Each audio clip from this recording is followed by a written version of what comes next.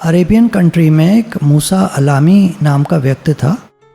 वो इंग्लैंड गया और पढ़ कर के आया, अच्छा खासा पैसे वाला बना। पैलेस्टीन की बात है।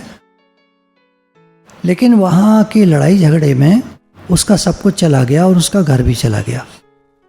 उसके बाद वो जॉर्डन चला गया और जॉर्डन के उस किनारे पर जाकर रहने लगा, क्योंकि जगह ही नहीं मिल रही थी सस्ते में।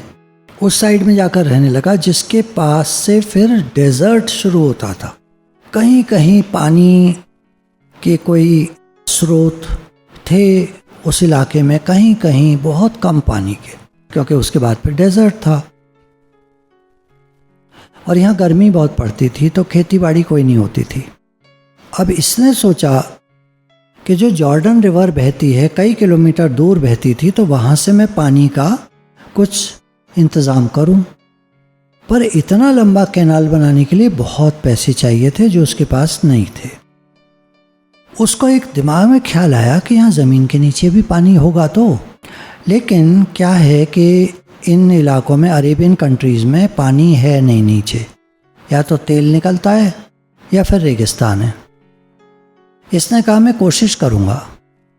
और बहुत साल पहले इधर की तरफ जो डेड सी है यूरोप में, वो यहाँ तक एक्सटेंडेड था और उसके बाद धीरे धीरे उसका पानी उतर गया, कम हो गया और वो थोड़ा छोटा हो गया। लेकिन इधर नमक काफ़ी था, भूमि में, ज़मीन में नमक काफ़ी था, इसलिए कोई पौधा होता नहीं था।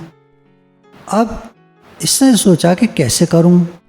इसने अमेरिका में कैलिफोर्निया की एक बात सुनी कि वहाँ के लोग अंडरग्राउंड वाटर से सिंचाई करते हैं, सब काम करते हैं। उसने कहा मैं इसको कोशिश करूँगा कि मैं ज़मीन खोदकर पानी निकालूं।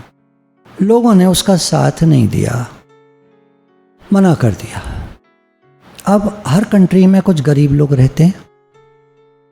इसने उनको बुलाया, गरीबों को, कि भाई अगर यहाँ पानी निकल आया, देखो हम सब लोग खोदते हैं, मैं भी खोद रहा हूँ, तुम भी खोद रहे हो, अगर यहाँ पानी निकल आया तो मैं तुम्हें बहुत सारे पैसे दूंगा, और नहीं निकला तो तुम्हारी किस्मत खराब है।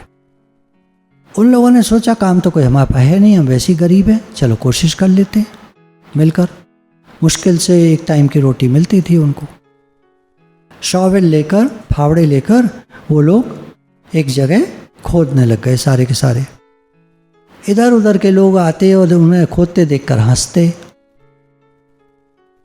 धीरे धीरे वो नीचे उतरने लगे, खोदते खोदते। वहाँ पर किसी ने खुदाई कभी नहीं की थी उस इलाके में, क्योंकि उनका विश्वास था यहाँ ज़मीन के नीचे पानी है ही नहीं। विश्वास होता ना अपना अपना। परंतु मूसा को विश्वास था कि मुझे पानी ज़रूर मिलेगा। उसने बिल्कुल हार नहीं मानी और वो लोग खोदते चले गए। और कोई होता तो अब तक कब का छोड़ चुका होता। 6 महीने तक वो लोग खोदते रहे। क्या मेहनत की होगी उन लोगों ने। और एक दिन ऐसा हुआ कि जब वो खोद रहे थे तो नीचे से गीली बालू आने लगी, और उसके बाद थोड़ा सा और खोदा तो एकदम से पानी का झरना फूट पड़ा। सारे लोग खुशियां मनाने लगे, ऊपर आ गए, खूब तालियां बजाईं, और जो वहाँ के पुराने लोग थे वो रोने लगे कि यहाँ पानी निकल आया, हमको तो विश्वास ही नहीं था। एक बूढ़ा आदमी बोला मुझे टेस्ट कराओ पानी। नीचे बाल्टी डाल करके पानी खींचा गया। उसने जब मुंह पर डाला और टेस्ट किया तो बड़ा मीठा पानी था। उसने कहा, बूढ़े आदमी ने मूसा आदमी से, भगवान का शुक्राना मानो, अब तुम चैन से मर सकते हो। जो वहाँ के लोग इम्पॉसिबल समझते थे वो हो चुका था। अब वहाँ धीरे धीरे खेती होने लगी और लोगों ने केला और वेजिटेबल्स उगाना शुरू कर दिया। कुछ दिन बाद किसी ने मूसा से पूछा, आप अपने अनुभव के बारे में क्या कहते हैं? तो मूसा ने कहा कि देखो, जब आदमी के पास कोई अल्टरनेटिव नहीं होता है, कोई अन्य विकल्प नहीं होता है, तो जो उसके सामने होता है वो उसी को करने लगता है। एक ही विकल्प था उसके आगे कि ज़मीन को खोदो, पानी निकले। और वो लोग खोदते रहे 6 महीने तक।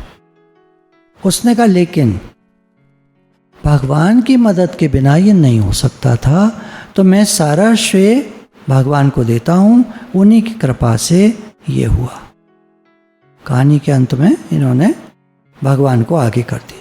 तो स्टोरी का तात्पर्य ये निकला, कंक्लूजन दिया लास्ट में, कितना भी मुश्किल काम हो, यदि कोई व्यक्ति पॉजिटिव सोचता है, पेशेंस को नहीं छोड़ता है, तो सक्सेसफुल होता है।